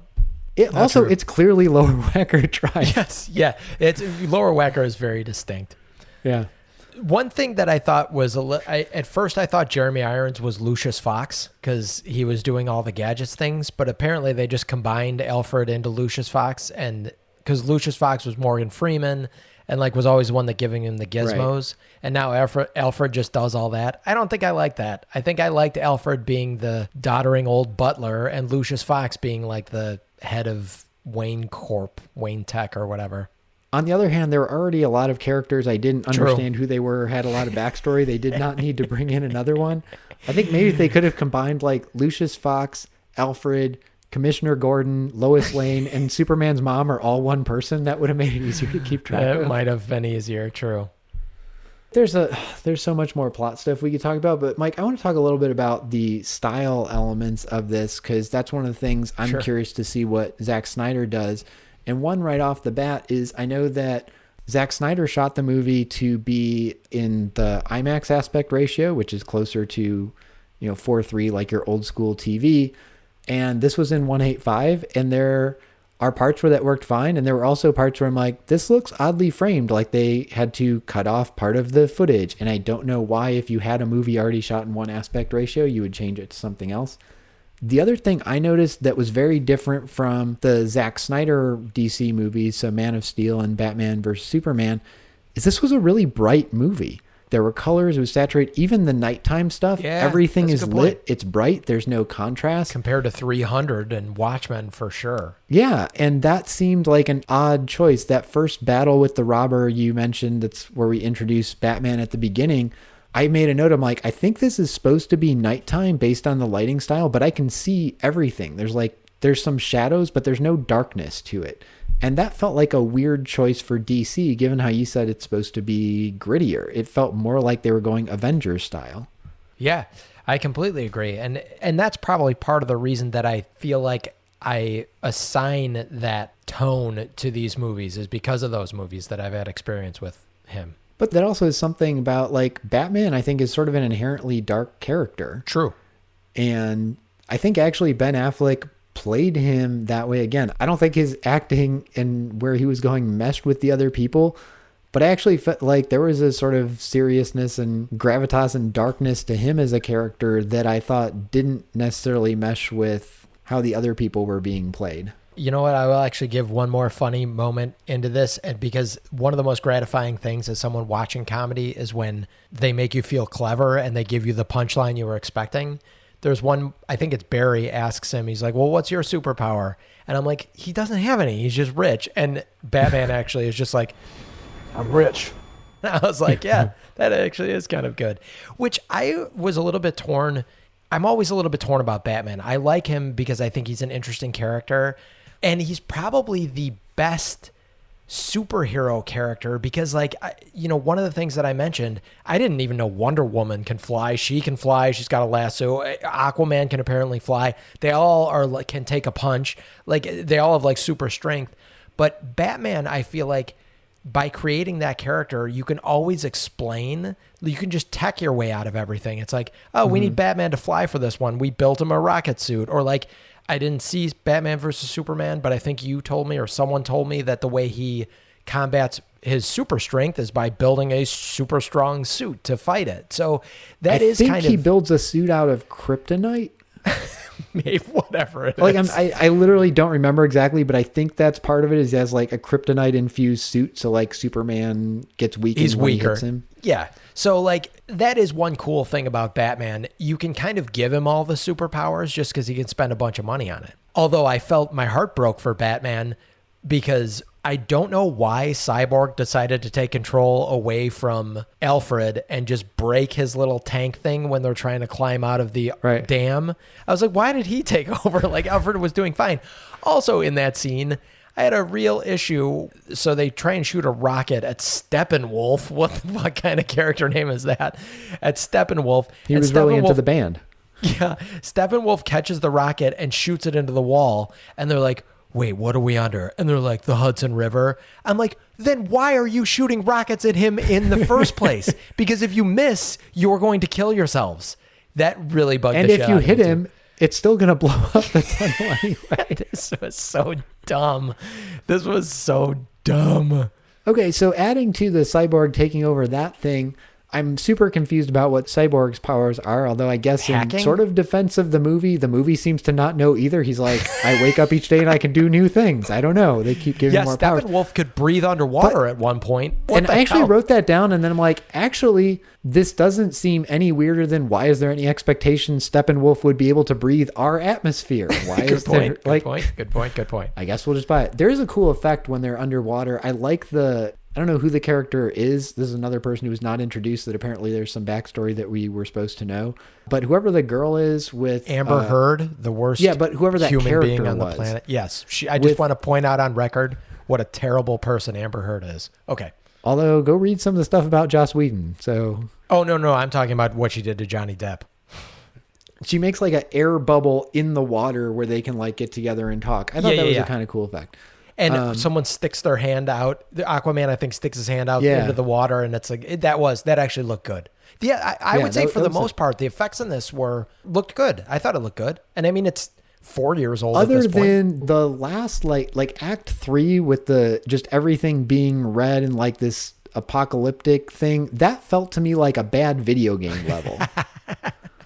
You haven't played enough bad video games. What I was going to say, when Cyborg takes over their transport to go fly to the nuclear reactor or whatever. And like Batman's like, we can't get there in time. And Cyborg's like, we can if I drive. I'm like, you can't change like the laws of physics or aero. Like if this plane can't go that fast, you controlling it doesn't make it go faster. Right. You can't burn fuel faster or get more thrust. Yeah, I agree. It was very weird And man, I was getting really annoyed toward the end that Cyborg kept getting interrupted. I know they were trying to build the tension. I'm like, just let the fucking guy hack this thing. Like, this annoys me. Would this be a good time to point out the big superhero movie tropes that I'm super sick of seeing, and I wish someone would have the creativity to do something different? Yeah, go for it. Okay, how come every time there's like a hostage situation or someone's taken something over, there's always a group of Catholic school children that are in that group? Literally every single time. Because you know they're Catholic school children because the girls are wearing those plaid skirts and they're always like huddled together like, no. I'm pretty sure it happened in Dark Knight. I'm positive it happened in this one. It's very, very annoying. Come up with something better. Do you think that, first of all, it doesn't look cool when you have that hero fell from a super high thing and like crunched into the ground and the concrete cracked all around them. They put their fist on the ground and then they looked up and then they slowly stood up. They're slowly standing up because they just blew out their knees, first of all, because as a 43-year-old man, I can tell you, your knees are going to go. That is such a dumb... I don't know why people think that that's so cool, but I'm so sick of superheroes getting introduced like that or like jumping into the action like that, where they're like, superhero punch on the ground, just probably did $10,000 worth of damage to the street for no fucking reason, and then they slowly stand up. Quit wasting my time with that played out stupid trope. I hate it so badly. You know, something I liked about when you said like the superheroes crash into things then just get up. I liked after the fight with Superman that they actually like showed like Ben Affleck's taking off the bat suit and he is just like bruised and like destroyed, because you would be if you tried to fight Superman. Which is a perfect lead into another trope that I have. I am someone that is currently suffering from tennis elbow and I have not been able to lift weights in 6 weeks. Please stop popping people's shoulders back into their sockets with this quick motion and then having them just kind of spin their arm around clockwise a couple times and then they're good to go again. I guarantee that they are not using that shoulder for quite some time. Is it one of the Die Hards where Bruce Lethal Weapon? Because I'm thinking it's Bruce. Lethal Weapon. Mel Gibson can Mel pop Gibson his shoulder and he just like runs into a wall and knocks his back in. Yes. Then I find it hilarious, and I get why they're doing this because there's just some handsome men in these movies, but they literally raised Superman from the dead in a full suit, and then he bursts through the ceiling, and suddenly he's topless, like walking around for the whole rest of that scene. Like the excuses that some of these guys, and I'm surprised Affleck didn't do this. Maybe he couldn't lay off the Cheetos for long enough for this movie. But when he started taking his shirt off, I'm like, oh God, we're going to see Affleck's ripped physique now too. Getting a little sick of that. That Superman moment is a good one you pointed out. And I was wondering, that almost felt to me like something where either Zack Snyder had shot one half of that and Joss Whedon did the other and they didn't match up, or there was some whole other sequence in between that like got cut out, because that was super weird. Another thing that I will point out here as I'm listing my grievances. Is it Festivus? Yeah. I recently on the Bureau Boys had to play a very like gravelly, deep voice.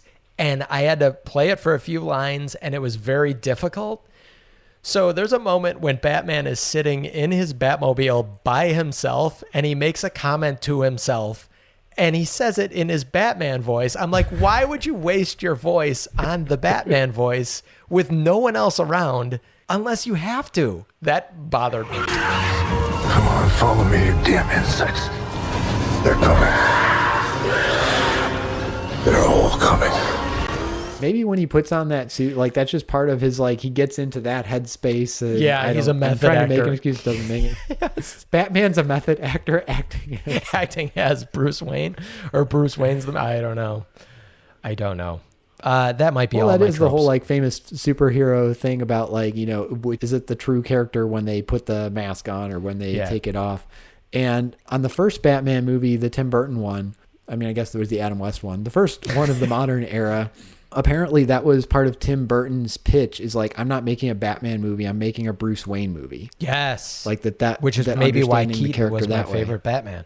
He was really good. I like Christian Bale a lot. I think he Me did too. a good job with it. They're just such different takes on what the character is. Bale did a really good job in both roles, too. Yes. I think maybe Bale did the best as both roles, because as much as I love Keaton, him as Batman was very stiff, and like it wasn't believable that Keaton could pull it off.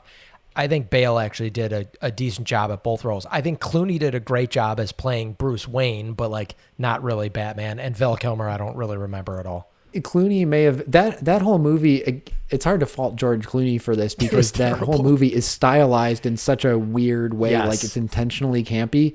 He has the looks of a Bruce Wayne playboy, but out of all, he has to be the worst Batman. Yes. Like you just did not buy for him for a second. And I guess he is pretty campy even as Bruce Wayne, but he played it but into it's a that. campy movie. Exactly. He So did play it. I think he was giving what Schumacher wanted in yeah, that. agreed. By the way, for people who are curious, there is going to be a solo Flash movie. Oh, God, And one of no. the things I think is interesting it has interesting potential. They're trying to set up a multiverse or something. They're bringing back apparently a bunch of different Batmans. So Keaton's going to be in it. Affleck's going to be in it. I think Robert Pattinson's going to be in it. He's like the new, in the new Batman movie that's coming out. But really? they're all Batman, Like young but they're Batman? Batman in different universes. Oh, okay. I will say, again, I'm not these movies are not made for me. I get that. This is just not my style. But two of my absolute favorite superhero movies of late are one, Ant-Man, because I adore Paul Rudd. I think that he had the most interesting. I didn't know anything about that character either. I thought that was kind of cool. Effects were cool. It was really fun. I was probably in a really good mood when I saw it. And Into the Spider-Verse is so good. And I actually really like. That's fantastic. I think I've only seen. I really love Spider-Man's probably my favorite superhero. I really did like. I think I only saw Homecoming so far of the Holland ones, and I enjoyed it. But I adored Into the Spider-Verse. I thought that was so interesting. So that would be kind of cool to bring that sort of idea, basically to rip off the Marvel universe once again and bring that idea in. I Right, and love I think- Michael Keaton. I think the Marvel universe is also then ripping off itself because in one of the upcoming movies, I think they have Tom Holland and Tobey Maguire and Andrew Garfield all as different Spider-Mans. Yes, I think I heard the same thing. That's an interesting idea, and I'm curious. And honestly, I think I don't think Ben Affleck has been a bad Batman. I think he's done what Snyder in this version of the DC universe has asked him to. But this movie, this is one where I almost wonder if Ben Affleck was at a disadvantage being one of the few characters who had a couple of DC movies under his belt as this character where the others are all being introduced. bat belt. And he was continuing in that vein with this sort of dark, brooding, serious and kind of ready to retire Batman. There was a line I wrote down when Wonder Woman says, you can't do this forever. And he says, I can barely do it now. Yeah. Which I bought. That's the version of the character Okay, he's playing. that's true. I guess I'm giving The him problem enough credit. was the rest of the movie around him is different. Like I feel Yeah. like Joss Whedon is trying to make the happy, we have to fight the bad guy, but we're going to crack one-liners while we do it thing. And Ben Affleck is still playing the Zack Snyder verse. Yeah. This reminded me, I don't know why just now, I guess because I was talking about Superman rising from the grave.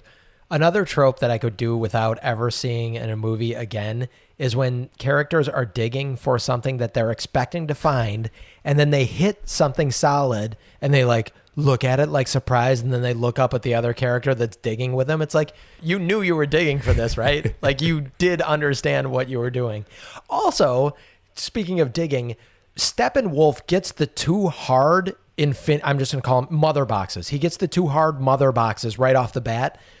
The human idiots bury their mother box like 3 feet underground. And like, I was like, well, now he's got the two hard ones from the Amazons and from under the sea.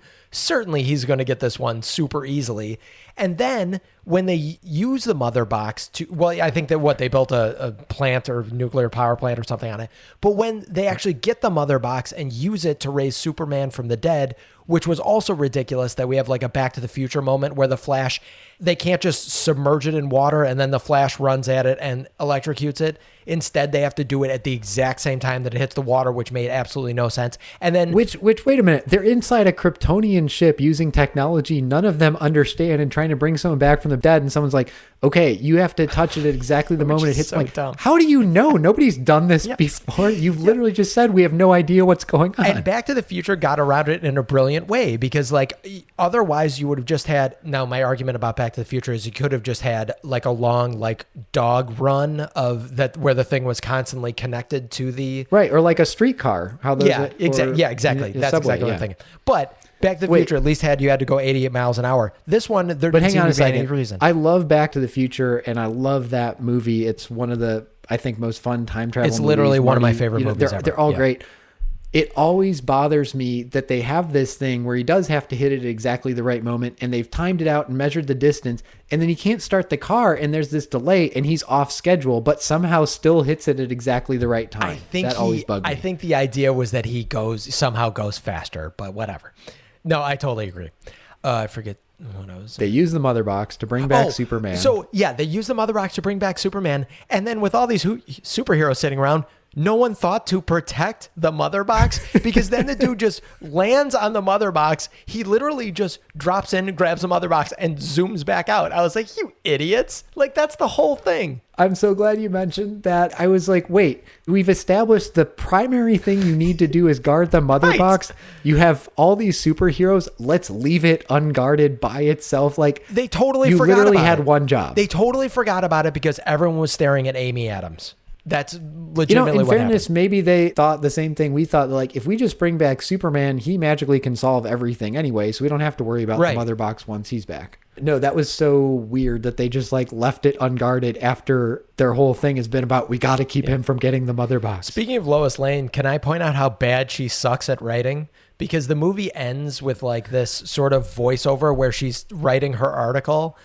Her article gives absolutely zero information. Like, if that was actually an article, it would have given zero information in the first, like, It was more several like a sentences. poem or something. Exactly. I'm like, you're a reporter. This is a very bad lead because I don't know what this article is about. Like, 4 paragraphs into it. You imagine she gives that to Perry to like do the fact checking. He's like, there's no facts or in here." information here. What is this? You literally haven't There even is, mentioned someone's name yet. The Superman Returns movie. I don't know if you remember that with Brandon Routh. I do. And who was Yeah, the woman in that one? Uh, I'm gonna have to look that up. is it Katie? Is it No, Katie Holmes? she was in the Batman. No. Superman. Oh God, that's right. I was thinking because I knew I was gonna have to sit through stupid post credits to watch Kate Bosworth. Okay. I knew I was gonna have to sit through goddamn post credits to see the whole thing happen, and I was like, wait a minute. Is Kevin Spacey this Lex Luthor? Because like, how did they retcon that? But I forgot it was No, Jesse. he is that Lex Luthor. He's the one from Superman Returns, though. Right. He's from the Routh ones, yeah. Yes. What I was going to say from that one, and that one I think is just generally forgotten. Yeah. And it wasn't particularly It wasn't good or memorable bad. at It was all. just sort of forgettable. Yes. But there was a whole thing in that I did think was interesting that they could have played with more in this, where there's a plot point about Superman like disappears for a while. Turns out he went back to his home planet to look at the remains of Krypton or something. And He doesn't have a home planet, does he? she wrote this like big editorial about like the world doesn't need Superman. We're okay without him. And it created this interesting dynamic between the two of them. And Lois Lane has always been like a very strong character in every iteration. Yes. And yes, she has a romantic relationship with Superman, but she's a strong character on her own. And it felt like such a, I don't even want to say waste of a character, but like a betrayal of who that character is, that this Lois Lane is like, I can't even go to work. I'm just Totally like agree. distraught. I can't do anything. And it's like, that's the most lame one note way to write Lois Lane. Like, she could be distraught over losing Superman and like channel that into something productive. Especially if you're going to have Amy Adams, a strong actress, Who's play fantastic. her. And Margot Kidder, she didn't need Superman in her life. Like, she wanted Superman in her life, but that is a really good That's a point. great way to put it. Like, I totally agree that she seemed meek.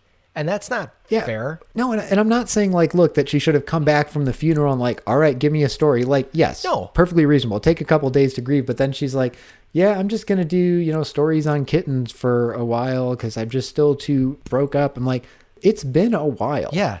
Also, sorry about that you lost this guy, but he must have been the most boring possible partner for you anyhow, other than the fact that he can fly.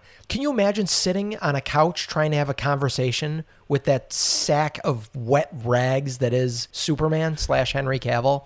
I would rather talk to myself than talk to that character. There was an interesting line that Batman had talking to Alfred at some point, but where he basically says, like, Superman actually, like, lived on Earth, and basically, like, I haven't. I've just sort of shuttered myself in this. There was something really interesting that they could explore with that they didn't. That was kind of a cool line. He said that he's more human than Bruce Wayne is. Batman is saying this, or Bruce Wayne is saying this. But you're right. They did nothing with it. That brings me to, I guess, one of the big things that I'd like to get your take on. Quality and plot problems aside, the thing I struggled with the most in watching this movie is I didn't know what the movie was about. And what I mean by that is when I'm working with my students and they're pitching a film, one of the things I tell them is you got to figure out, what is this movie about to you? What's the movie you're making? And that doesn't mean tell me the story. It means what's the theme? What's the message? What do you want to leave the audience with? And I felt like this threw out a lot of interesting bits that could have been something. And much like Battlestar Galactica in its second season, or first season, our second season of Deja Reviewed, which we keep talking about, like they throw something out like, okay, now we know where they're going, and then they just drop that plot line and go somewhere else. I felt like there was a ton of that, not just plot-wise, but thematically, and I got to the end, I'm like, I don't know what my takeaway here was supposed to be. That's a great question, and it kind of ties into a question that I had about this. Because was people's complaint about this movie that it was confusing? Or maybe that's what people were saying by confusing. Because I didn't find this confusing. I mean, it was the Avengers. It was the Endgame or whatever. And I haven't even seen all those. But it was the Infinity Stone thing and gathering a team to fight this evil. If the complaint was that it was boring, I get that. If the complaint was that it was stupid, I get that. If the complaint was that I don't like any of these characters, I get that. I don't get confusing unless that people were saying what you're saying, that thematically, what was the point of this? I'd have to go back and look at reviews. I don't think the main complaint about this was it was confusing in the same way, like, you remember the first Mission Impossible with Tom Cruise, yes, where a lot of people were like, I could not tell movie. what the hell was going on. I like it too. When I heard that, I'm like, are people just not paying attention? Was Is that part of the problem? De Palma, right? Yeah, but that did have a lot of sort of twists and people betraying each other and blah, blah, blah. Okay, I get that. I don't think people were confused about this. I think you're right. To whatever degree there was confusion, it was confusion on theme or tone. And the things that I came up with, like there was a thing about working as a team versus working by yourself and embracing that or not. There was a subplot for like a quarter of the movie between Batman and Wonder Woman about her being willing to go out in the world and be a leader and stuff. And I did kind of like that Batman puts the team together, but knows like he's not the person to lead it. Like it has to be her or Superman. I kind of dug that. There's the thing about humanity and what we can do, and the whole thing that Steppenwolf apparently came back because humanity is now splintered and fragmented and won't be able to stop him and blah, blah, blah. And there's half a dozen other things. There's the thing with Cyborg we mentioned with like him figuring out like he can be in control of himself and is he a monster or good or bad or whatever. But none of them really came through and was like a driving force through the whole movie. There would be like sections that kind of go in one direction and then they just forget about that and go in a different direction. And I hit the end, I'm like, it wasn't them learning how to be a team. It wasn't despite that, like overcoming their character flaws. Totally. I really don't know what it was. Yeah, and despite that last line from Alfred, I think, where he's like, well, you had to do it as a team. Totally agree with that. Now, the pessimist in me says that they just want some of that sweet Marvel money, and they just needed to do this ensemble thing with recognizable actors. Which is 100% true that that's what they're going for. But you can look at the Marvel movies and like they have a theme. They have like the first Avengers movie is they have to stop butting heads and figure out how to work as a team and combine their strengths. And yes, they're doing it to make money, but once you say we're going to make this movie, this is what's going to happen, you bring in writers and directors and stuff who will come up with the theme. Yeah, and literally any movie is made to make money. But I think I make movies to lose money, Mike. The thing, and at least and that's what I've been doing so far. And the thing I think that they want to have that they don't have is, and I haven't seen Batman versus Superman, but what I know of the Marvel movies is that Captain America versus Iron Man, not even really power struggle, but personality struggle, and the super good guy in, I think they're equating Captain America to Superman in being that perfect goody two-shoes, and then they're equating Iron Man into that Batman, or they're trying to graft that Batman role onto Iron Man to be that like bad boy, like rich bad boy, which is obviously kind of what they both are. I completely agree with you. This thing went in way too many directions. That's probably why the Snyder Cut's going to be 4 hours long, because there's way too much going on in this. I think what they really could have done themselves a favor in focusing on is exactly what you alluded to before. The fact that Batman, and now that I'm seeing him as a grizzled old Batman, maybe I'll do like Affleck's character a little bit better, but Batman understanding that, hey, I don't have superpowers. I'm going to be the guy that like brought these people together. Superman he's been in love. Like, he's a better person than I am, even though he's an alien. And I need to just sort of facilitate these actual superheroes going forward. And I'll help along the way where I can. I think that would have been maybe they need a standalone Batman movie that is, because I mean, even if you think about the recent Bale Batman reboots, frankly, every single one of those was more interesting because of the villain. And as much as I like Christian Bale, but those were character pieces for the villain way more than they were for Batman. So maybe that's what they need, because I heard a lot of complaints about Batman versus Superman, but one of them that I kept hearing was that Affleck actually carried that really well, and that everything else was just a disaster around him.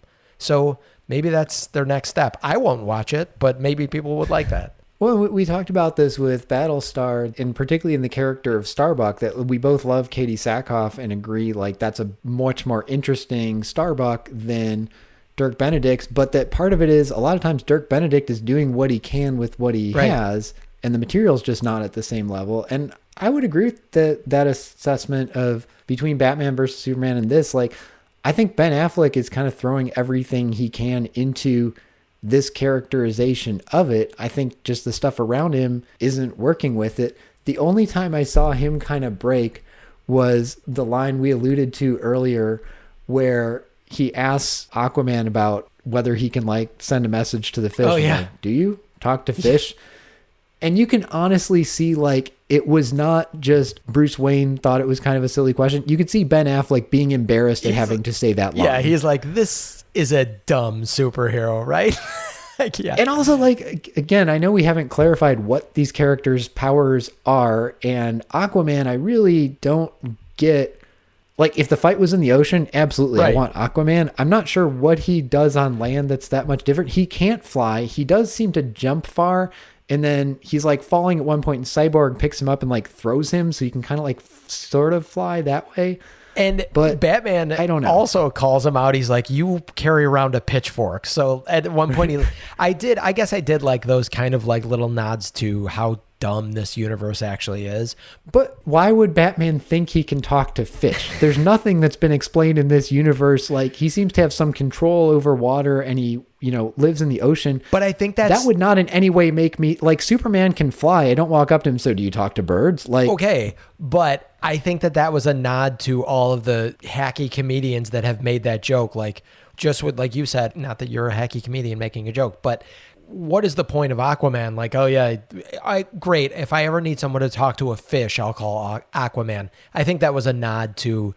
I get it as the in joke, but again, that doesn't fit into this universe where there was no explanation. I think something that the better superhero movies do is find ways to work in those little winks and nods in ways that don't break the reality of their film. I was like, why would Batman think he can do this unless he's been reading Aquaman comics, in which case this becomes a whole nother level of meta. Although I guess I don't know. Maybe I think if someone though was like, I guess I would explain. Maybe he's like, it doesn't seem you can do much. Can you? Yeah. I don't want to defend this movie at all, but like, Aquaman to me sort of seemed like part fish. Like he was almost like a merman. So maybe that was his comment. Maybe. I don't know. Whatever. Who cares? So I want to go back to the thing you were saying about the Superman, Batman, like good evil thing, which I think is really interesting. You're totally right on the Superman, Captain America, Batman, Iron Man sort of parallels there.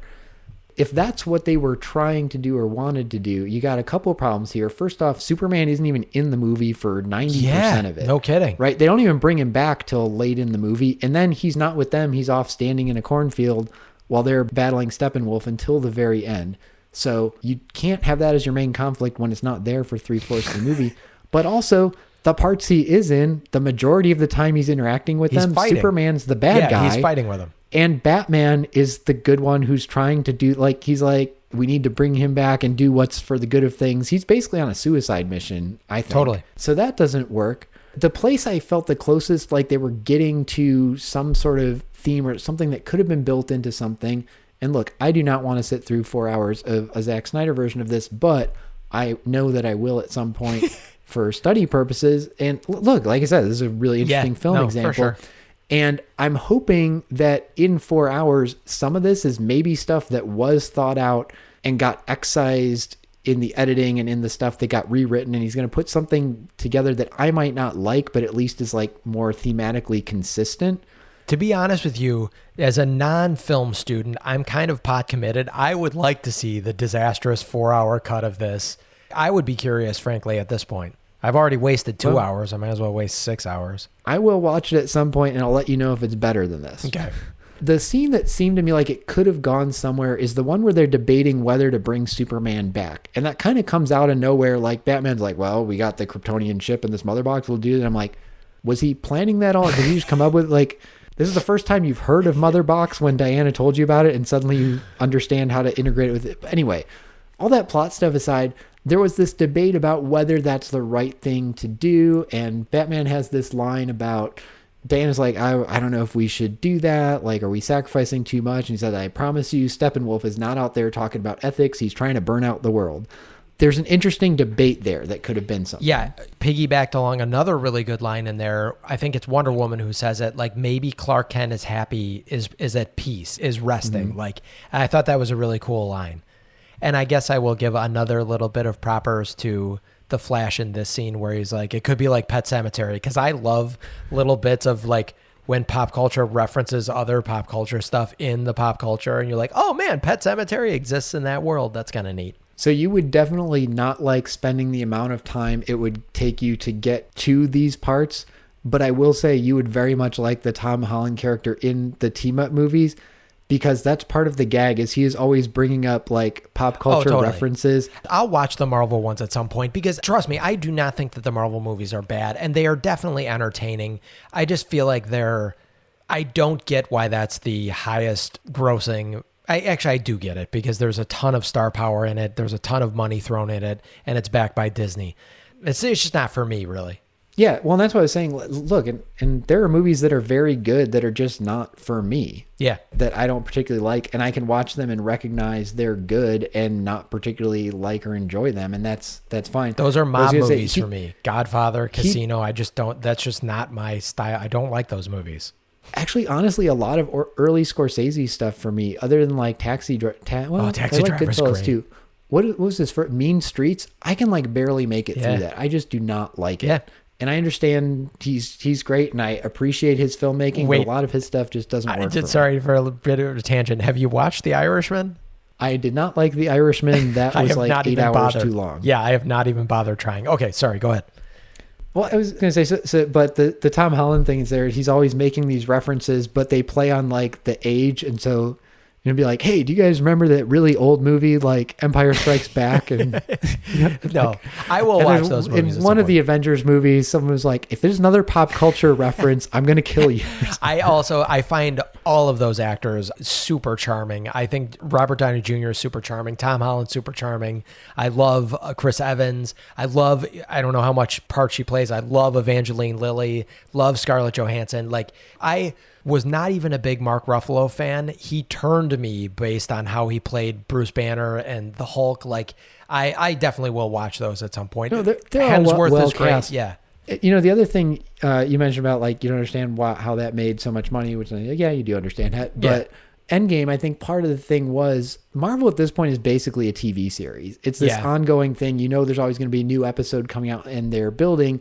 And it was like the multi-season finale of that everyone who is invested in these to any level wanted to go see how it all finally wraps up. And yes, I know there's going to be more Marvel, which is why I'll eventually finish it, because I definitely have invested enough time in it that it's interesting. I mean, like, it's interesting.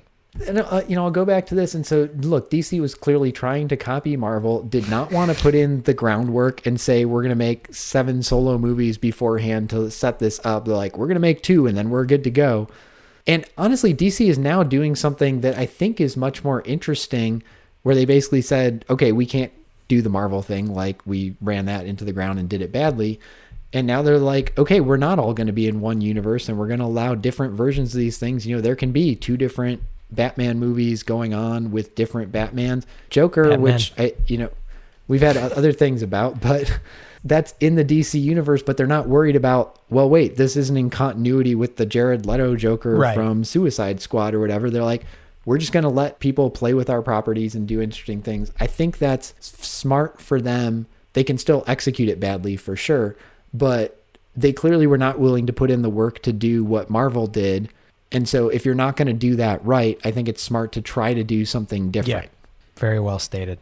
We ready to wrap this up? Yeah, let's... I don't think we need to guess what the next Battlestar Galactica episode is about. So let's rate this thing, right? Now, what scale are we on? Let's do because 5 on Battlestar, stars. we're rating on a Battlestar scale. Yeah, I think we should just rate this on a movie. On a movie scale. Like a 5-star movie scale. 1 being... hated it, 2 being didn't like it, 3 being it was okay, 4 being liked it, 5 being loved it.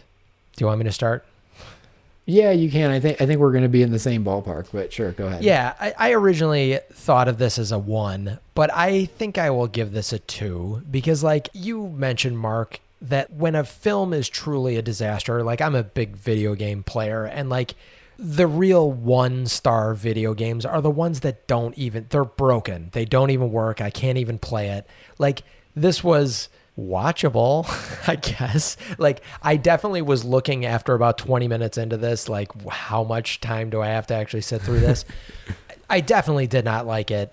I will not watch this again, but knowing some of the context that you gave me throughout this and thinking about Ben Affleck's character as a little bit more of a grizzled veteran, I think makes me like it a little bit more. I think the acting was for the most part terrible. I think these characters are for the most part boring. I do like Batman. Honestly, that's probably my favorite DC character. And I thought that the amount that they ripped off or were trying to ape the Marvel universe was embarrassing. And I think that if they had gone a different direction and been like, we're not the Marvel universe, we don't have their better characters, we don't have any of that, we should do something different, would have been a better route to go. But it played.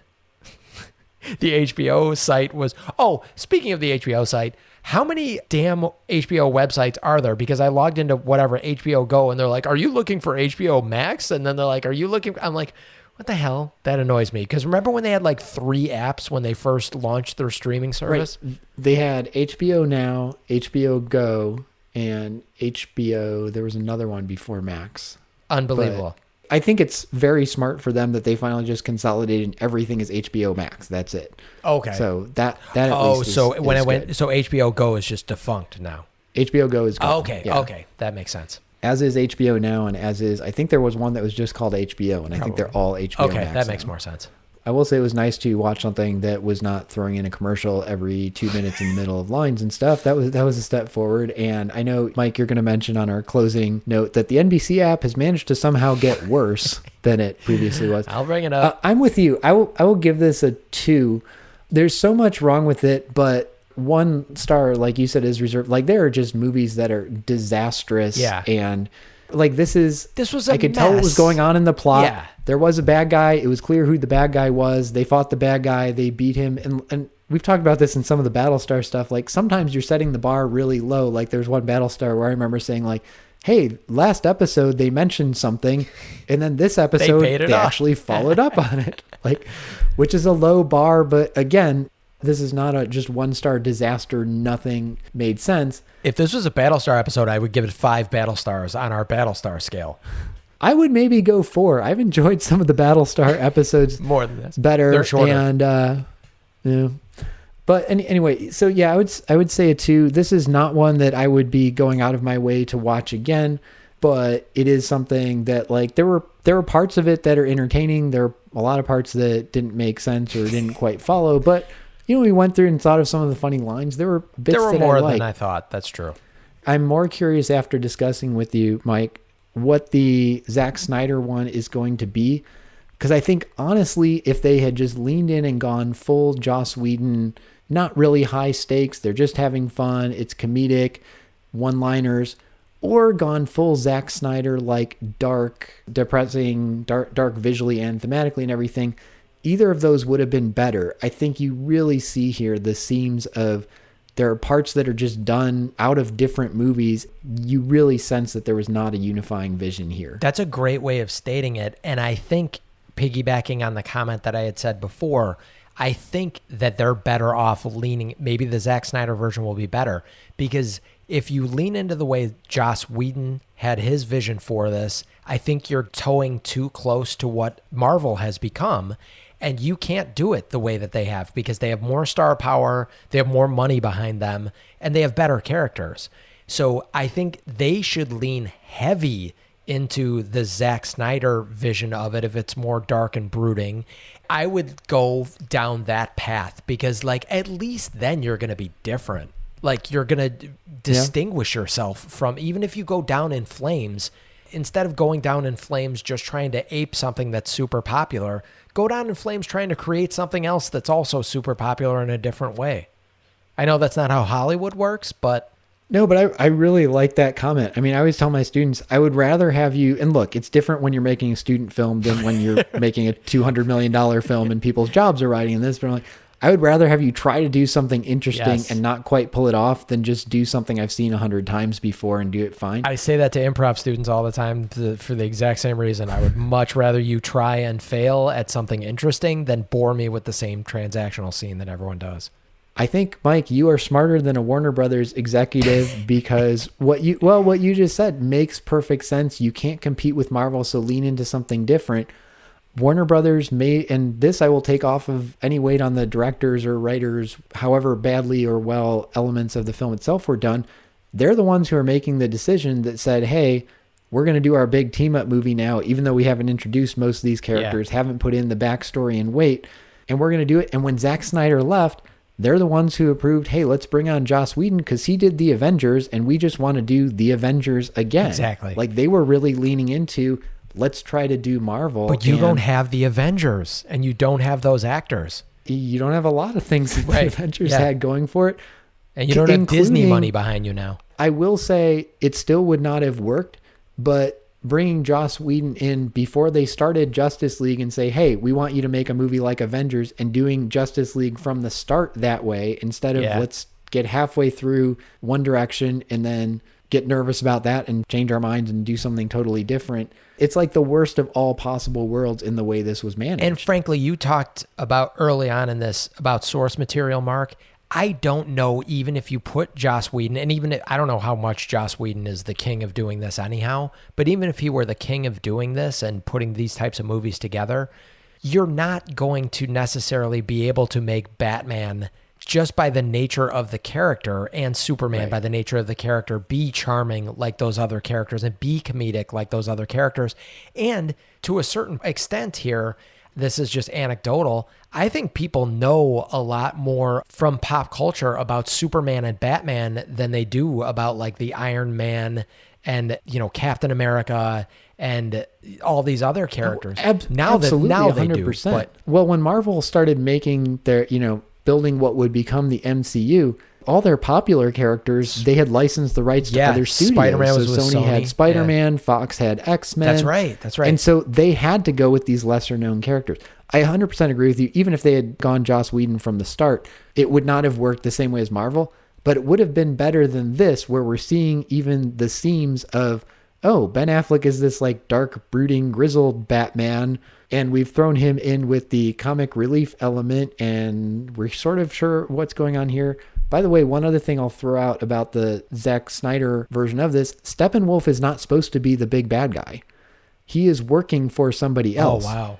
Who is completely excised from this movie, and you would have no way of knowing this unless you knew the backstory or were listening for it. His boss is a guy named Darkseid, who apparently is going to be in the Zack Snyder version, and apparently they had shot stuff with him and just got excised. There is one line where he mentions the word Darkseid, and it just sounds like he's talking about, I want everyone to go to the dark side or something. He's actually talking about his boss. I have no idea if that would have made the movie better or worse, but just like an example of where there's these themes, and just apparently there's a whole nother subplot with that was thrown out that may have made the movie made less sense, may have made more. But again, you're just seeing these themes where things don't match. And I'm with you on it wouldn't have been as good as a Marvel movie, but at least going full one way or full the other gives you something that coheres within itself. And it's fascinating to me to see the themes in this in a way that it's not like there's a lot of movies where directors are replaced, but in other movies where directors have been replaced, I feel like you usually don't see them this visibly, the sort of differences in style and tone. Can I ask you about a movie that I have not seen, but I heard good things about a dark, brooding superhero? Did they pull it off in Logan? Logan is fantastic. Okay, so this, and I assume that that's a very dark, maybe that's the kind of style that they should lean into. Again, I'm speaking of a movie. You should speak to this because like Wolverine is one of the darkest and most brooding Marvel characters and one of the most tragic backstories and all that. So if they pulled it off in the Marvel universe and they also of course had a phenomenal actor playing him that was perfectly cast, but they pulled it off apparently with a dark brooding story. And granted, that wasn't Marvel though, right? That was Fox. Or was it? Right. That was still in, because Fox still owned the X-Men rights. Right. And that's basically partly why Disney bought Fox Studios, is to bring the X-Men rights back into Marvel so they could start crossing over there. Yeah. Logan is fantastic. It's very dark, but it's also, you mentioned at the get-go, this is like PG-13. That's a hard R. Yeah. Like that was designed as a dark adult drama. But the other thing, we'll go back to what we've mentioned a few times about Marvel putting in the work, and I know this is under the Fox umbrella. Part of why that movie works is you're bringing all the baggage of the other 15 or whatever movies Hugh Jackman has played Wolverine in. And there's a great element of that, which is Patrick Stewart as Professor X, the leader of the X-Men, who had been established for multiple movies prior to that. And he's basically, I don't want to put a specific name on it because I don't know the mental health terms exactly, but some sort of dementia or Alzheimer's or something going on. And remember, he has basically like brain powers. So he's like losing control of his mind and can't control his powers and is like making shit happen. And it really plays with aging and these superhero characters getting to the point where they can't do their superhero stuff anymore. And that's really strong. But I don't think it would have been as good if you hadn't seen those characters through a bunch of movies beforehand, knew them, knew all the baggage they were bringing in, and saw them at the height of their powers. And now you see when like Wolverine can't really heal himself anymore the way he used to. And that feels different than if they just introduced him and like, yeah, he's this character who can't quite heal himself. Which is maybe why I wasn't as into Affleck's Batman portrayal. Not that I don't know the Batman character, but this was my first time seeing him playing Batman as an aging Batman. I am curious about the new Robert Pattinson one that's coming out, just because Batman's been done so many times. It sounds like, from at least what I've heard, they're hitting a place we haven't really seen yet. So we got the Christian Bale Batman Begins. We've gotten his origin story a couple of times. And then we've gotten several where he's like, well established and is the Batman doing his thing. Apparently this one is going to be like a year after he starts being Batman. So like it's not his origin story, how he became Batman, but he's still figuring out how to be Batman. And that's the kind of thing where I'm like, okay, I could see that. That's a different take and something interesting to see how that character goes through that. The same way I would like to see a Batman movie, as you mentioned, with Ben Affleck being the grizzled, ready to retire Batman and how he handles that transition. Like, I can't be Batman anymore. I would be interested in that as well, because I know that they've done this to death too, but one of my reasons I like Spider-Man so much, I love those scenes of him like figuring out how his powers work and all that stuff. Not that Batman has powers, but yeah, we did get the, hey, terrified of bats, parents murdered, vows vengeance, trains with Ra's al Ghul, and does all that kind of stuff. And then you're right, we see him as the Batman. But like, there's got to be that like work-life balance in between that you have to figure out how to be this billionaire playboy and also be Batman and be Pattinson. I have not seen a whole lot with Pattinson. Obviously, he was in Twilight. He must be something pretty good as an actor because like he was in a wildly popular series for a long time. But he was really good in Tenet, which I had other issues with, but he was fun in there. So that might be a really cool time to start looking at these things that we've kind of mentioned about Batman and about like the internal conflict of Batman with an actor that can handle it. Not that Affleck couldn't, but if they lean into the source material about that, because some of my favorite moments from the 89 or whatever, the Tim Burton, Michael Keaton Batman were almost like we talked about it with Starbuck in our episode where he's trying to have to juggle between two people, between two ladies he's taken to dinner at the same time, when Batman's trying to date Vicky Vale, but at the same time be Batman and fight the Joker and have all these struggles. So, I mean, those are the interesting things to me about superheroes. Maybe that's why I like Spider-Man so much, because Spider-Man is the one that seems like it always hits the closest to home for him. There's always a threat to Mary Jane. There's always a threat to Aunt May. There's always like oh my God, I might have to give up being Spider-Man to avoid something disastrous happening to someone I love, which is, I also really love, I know a lot of people had issues with Garfield, issues with Maguire, issues with all these people who've played him. I actually kind of like all of these actors that have played them in their own different way. Spider-Man 3 notwithstanding, with Tobey Maguire's weird emo hair. But like, I do like him, and I think they actually picked very good villains for a lot of those movies. Yeah. Holland is definitely my favorite, though. I think he really hits it. I think he hits it pitch perfect. I think Tobey Maguire was maybe a little bit too jokey and Garfield was a little bit too serious, and I think Holland toes that line right in between them perfectly. He looks the part. I think he's great for it. I think Holland is the first one that feels like an actual high schooler given the powers. Totally. I think he nailed that role. But all right, so I would be interested. Can we wrap this up? No. Wrap this one up? No, I want to read it. I do want to just mention for those who are listening and do want to check it out, the Zack Snyder version is going to be available also on HBO Max starting March 18th. Yes. So you can look for it there. Thank you all for listening. This was Deja Reviewed. We're going to go back to Battlestar Galactica. As Mark mentioned earlier, if you want to watch along with us, you can apparently use the NBC app or go to NBC.com to watch full episodes for free. But be warned that NBC.com has gotten worse, and you might actually have to search for the next episode by the title.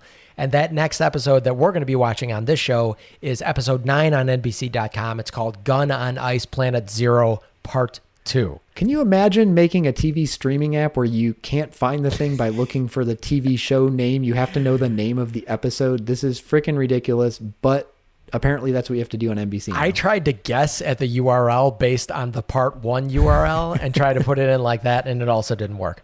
If you are enjoying Deja Reviewed, please leave us a rating and a comment wherever you're listening to us. And if you're enjoying the podcast, please subscribe and tell people about us. You can find us at DejaReview.com. You can find all of our social media there. You can send us a tweet, leave us a voicemail or a text message, and we hope to see you again next time. Deja Review.